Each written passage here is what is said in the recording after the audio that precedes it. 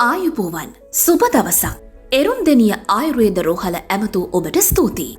රෝගීන් පරීක්ෂා කිරීම, රෝගීන්ට ප්‍රතිකාර කිරීම සහ ඖෂධ බෙදා හැරීම, රෝගීන් පරීක්ෂා කිරීම සඳහා අංක නිකුත් කිරීම අඟහරුවාදා සහ සෙනසුරාදා උදෑසන 7 සිට දිනය පුරා සිදු කරයි. අක්මා රෝග, කොවිඩ් ඖෂධ, වකුගඩු පිළිකා ඇතුළු සියලුම රෝග සඳහා ප්‍රතිකාර කරනු ලබයි.